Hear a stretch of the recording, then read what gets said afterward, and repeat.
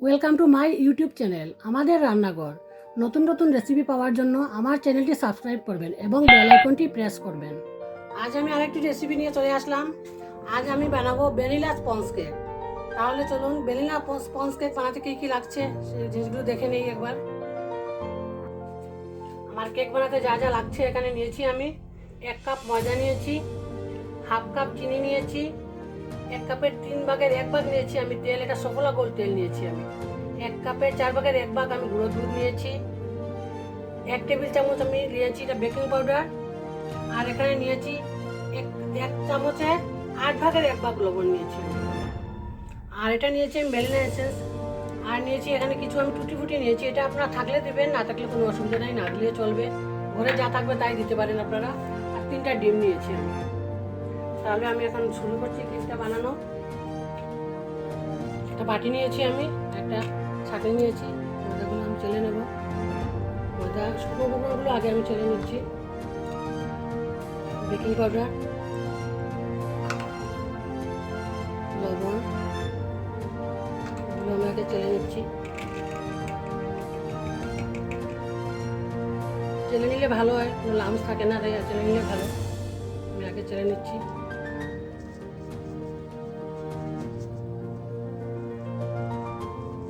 চেলে নেওয়া ভালো করে এগুলো মিক্স করে নিচ্ছি।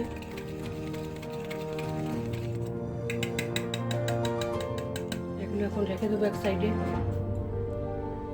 এখন আমি ডিমগুলো ভেঙে নিচ্ছি।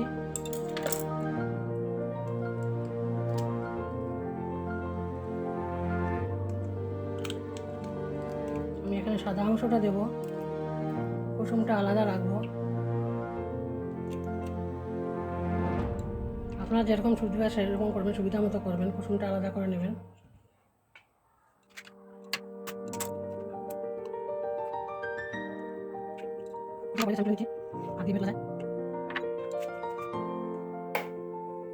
এখন আমি একটা কারেন্টের বিটার নিয়েছি, এটা দিয়ে আমি বিট করব। আপনারা কারেন্টের বিটার না থাকলে এটা বা চামচ দিয়ে এরকম করতে পারেন, এরকম করতে টাইম বেশি লাগে, এটা দিয়ে করতে পারবেন, বা একটা চামচ দিয়ে করতে পারবেন, কোনো অসুবিধা নেই, কাঁটা চামচ দিয়ে করতে পারবেন।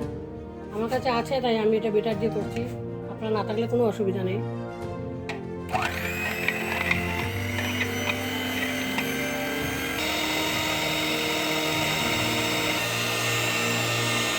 এখন আমি চিনিটা দিয়ে দেবো। প্রায় 5 মিনিট করেছি আমি বিট। আপনারা যদি এটা ছাড়া করেন তাহলে চামচ দিয়ে করেন, 15 মিনিট বিট করবেন, নাহলে হবে না। আমি এখন চিনিটা দিয়ে দেবো।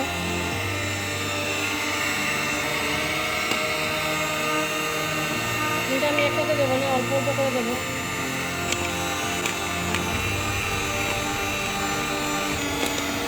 আমি চিনিটা 3বারে দিয়েছি, একবারে চিনি দেবো না, 3বারে দিলাম চিনিটা। চিনিটা পুরো গলে যেতে হবে, তারপর আমি বাকি জিনিসগুলো দেবো। চিনিটা গলে যেতে হবে, আমি তেলটা দিয়ে দিচ্ছি।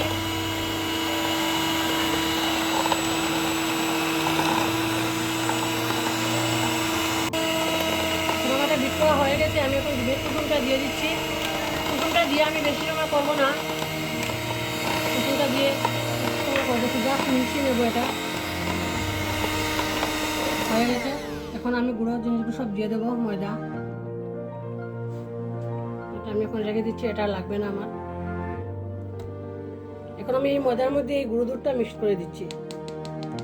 এটা যখন আপনারা আগেও মিক্স করতে পারেন, আমি এখন করছি। ভালো করে মিক্স করে নেব ময়দার সাথে।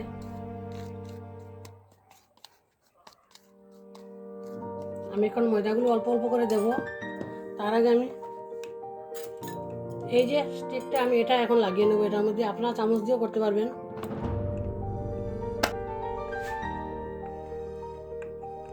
এখন আমি অল্প অল্প ময়দা দেবো এটার মধ্যে, মিক্স করবো অল্প অল্প করে। ময়দাটা আমি একসাথে দেবো না, একসাথে দিলে ময়দাটা দোলা বেঁধে যায়, তাই আমি অল্প অল্প করে দেবো ময়দাটা।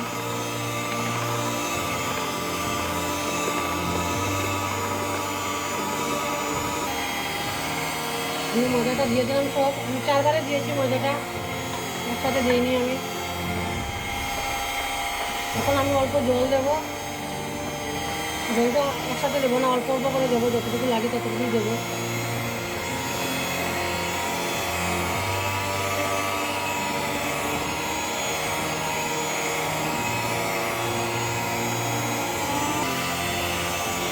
আমার কেকটা বিছানা হয়ে গেছে। আমি এই দেখুন, এইভাবে হতে হবে, বেশি পাতলাও না বেশি ঘনও না।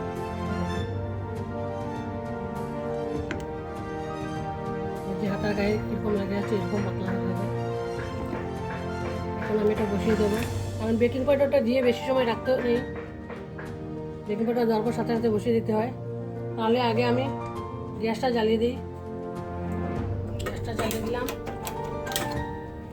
আমি এরকম একটা সসপ্যান নিয়েছি, এটার মধ্যে আমি কিছু লবণ দিয়েছি।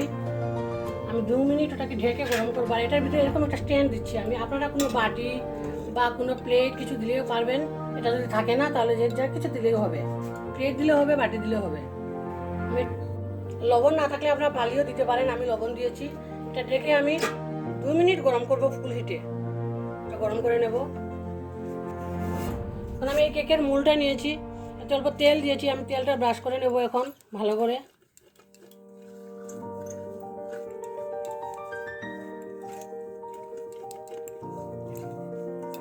হয়ে গেছে। এখন আমি এটার মধ্যে শুকনো ময়দা দেবো। এই যে ভালো করে এটাকে ঝাঁকিয়ে নেবো এইভাবে, সব দিকে যেন ময়দাটা লেগে যায়। এইভাবে করে নেবো আমি, সব দিকে ময়দাটা লাগতে হবে। এখন সব ময়দা আমি ফেলে দেবো ঢেলে। সব ময়দা আমি ফেলে দিয়েছি। এটা 6 ইঞ্চির কেকের মোলটা নিয়েছি আমি।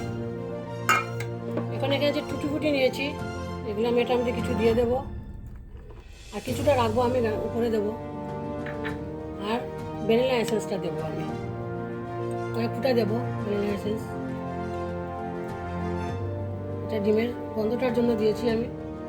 এটা না দিলেও চলবে, আপনারা যদি দিতে চান দিবেন, না দিলেও চলবে।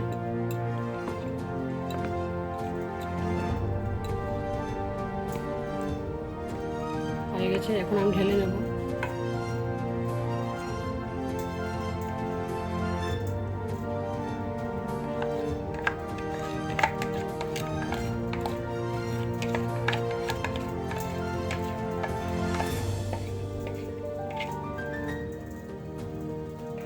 এখন এই টুটি ফুটিগুলো আমি উপরে দিয়ে দিচ্ছি।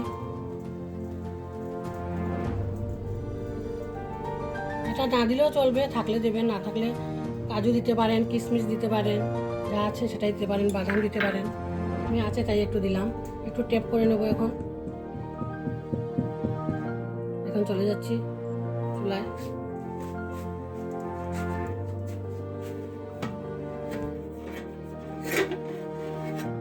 গরম হয়ে গেছে। এটা আস্তে আস্তে দিতে হবে যেন হাতে লেগে না যায়, গরম আছে। এটা ভিতরে দিয়ে দিলাম। আর স্টিমটা আমি কমিয়ে দিচ্ছি, একদম লো ফ্লেমে হবে।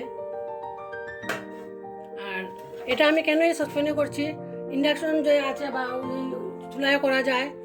আর ননস্টিকে করলে কি হয়, এটার উপরে গ্লাসের ঢাকনা থাকে, সেটা দিয়ে ঢাকলে কেকের উপরটা সুন্দর হয় না। তাই আমি এনামেলে করছি। আপনারা স্টিলেও করতে পারেন, স্টিলে করলেও ভালো হয়, কিন্তু গ্লাসের ঢাকনা দিলে ভালো হয় না, উপরটা কালারটা সুন্দর আসে না। তাই আমি এটা এনামেলের মধ্যে করলাম। আপনারা ননস্টিকেও করতে পারেন, তবে যদি ননস্টিকে করেন স্টিলের ঢাকনা বা এনামেলের ঢাকনা দিয়ে ঢেকে দেবেন। আর স্টিমটা আমি এখন লো থেকে মিডিয়াম রেখেছি স্টিমটা। আর এরকম আমি 40 থেকে 45 মিনিট রাখবো। 30 মিনিটের আগে একদম খোলা যাবে না এটা। 30 মিনিট পর আমি একবার খুলে দেখবো, তারপর আবার যতটুকু লাগে সময় রাখবো আমি। তবে 40 থেকে 45 মিনিট সময় লাগেই একটা কেক বানাতে। কারো একটু কম বেশি হতে পারে, কারণ গ্যাসের ফ্লেমটা সবার সমান থাকে না। কারো একটু বেশি লাগতে পারে, কারো একটু কম লাগতে পারে। আর এটা আপনারা মাইক্রোওভেনে বানাতে পারেন। আমি কারণ মাইক্রোওভেনে বানালাম না, সবার করে তো মাইক্রোওভেন নেই, তাই আমি এটাতে করে দেখাচ্ছি। তাহলে আমি 25 মিনিট পর ফিরে আসবো আবার। আমি 40 মিনিট হয়ে গেছে, আমি একবার দেখবো এখন কেকটা খুলে। মনে হচ্ছে হয়ে গেছে, আমি একবার দেখে নেবো একটা চাকু দিয়ে।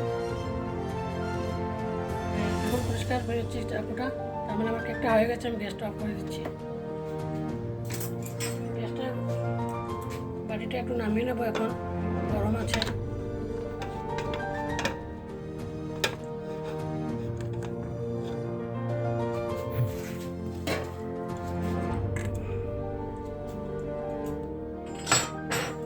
ঠান্ডা করে তারপর এটা বাটি থেকে বের করব, তারপর আপনাদেরকে দেখাবো। এত গরম কেক আমি বের করতে পারবো না এখন, তাহলে আমি একটু পরে আবার ফিরে আসছি ঠান্ডা করে।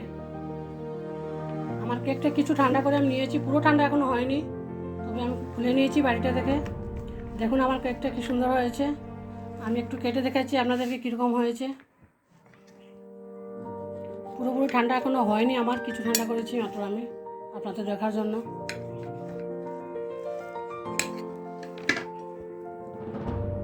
দেখুন কেকটা কীরকম হয়েছে, স্পঞ্জি হয়েছে এরকম। আপনারা এরকম বানিয়ে খেয়ে দেখবেন। আর আমার এই রেসিপিটা যদি আপনাদের ভালো লাগে, প্লিজ আমার চ্যানেলটি সাবস্ক্রাইব করবেন আপনারা।